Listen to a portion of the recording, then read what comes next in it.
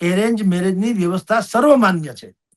અને arrange marriage માં લવ કરો તો ક્યાં વાંધો છે, પણ એ પછી કરો એરેન્જમાં કે જવાબદારી તો કોઈક લેનાર છે ને. બે પાત્રો યુવાન છે, ભાઈ તમારી ઉંમર ભલે 18 વર્ષ થઈ ગઈ હોય તો અમે લોકોએ કઈ આ ધોળા વાળ કરે તરીકે ઉભી ન કર્યા હોય, વડીલોના સફેદ વાળ થઈ ગયા ને તરીકે ઉભી ન થયા હોય, એને કઈક દિવાળી જોવી હોય, એને કઈક લોકોના આ બધા અનુભવો મેળવ્યા હોય ત્યારે આ વૃદ્ધ થયા હોય, એમને ન થયા. અને દુનિયાનો કયો માવતર એવા હોય કે એના સંતાનનું હિત ન ઈચ્છે.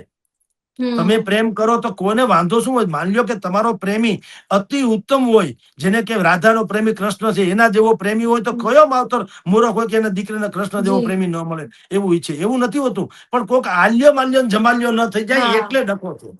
વાંધો ઈ છે. એટલે આ રબારી સમાજ અને ચૌધરી સમાજે જે કર્યું ઈ અતિ ઉત્તમ છે એમ કહું છું. બે સમાજમાં નહીતર વર્ગ વિગ્રહ થાત, ઘર્ષણ થાત. એને બદલે ચૌધરી સમાજે પણ ઈ દીકરાને ધન્ય હો. હું તો કહું અશોક ચૌધરી, નહીતર સામાન્ય રીતે આપણે એવું માનતા હોઈએ કે ભાઈ પ્રેમ ન જાવ ને જાત કજાત, પ્રેમ કઈ પૂછીને થાય નહીં ને વગેરે.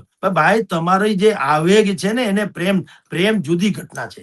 પ્રેમમાં સમજણે હોવી જોઈએ, પ્રેમમાં પરિપક્વતા હોવી જોઈએ, પ્રેમમાં જવાબદેહી હોવી જોઈએ, પ્રેમમાં ગરિમા હોવી જોઈએ. હવે ઈ તો કઈ તમારી પાસે છે નહીં. ખાલી તમને હું ગમીએ મને તમે ગમીએ એમ હાલતું છે કઈ? આ કઈ ફોટા પડાવવાની વાત છે? સ્ટુડિયો છે? આ જિંદગી કાઢવાની વાત છે.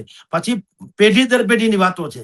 શિવાજી મહારાજને જન્મવા તો જીજાજી જેવી માં પણ જોઈએ ને. પાણીપુરી ખાય ઉભા બજારમાં મેળ ક્યાંથી પડે?